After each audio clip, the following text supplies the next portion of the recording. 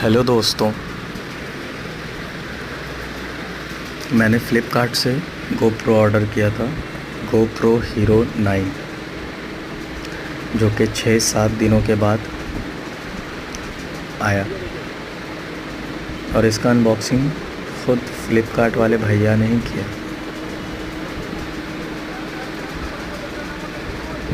आपको पता है आजकल का फ्रॉड कितना ज़्यादा बढ़ गया है, तो उन्होंने ही कहा था कि भैया आप वीडियो कर लीजिए, हम बॉक्स खोल दे रहे हैं। तो हमने वैसा ही किया और GoPro देखकर मज़ा आ गया भाई। आप अगर चैनल पे नए हैं तो प्लीज़ भाई लोग सब्सक्राइब कर लें, वीडियोस को लाइक कर दें। Thank you.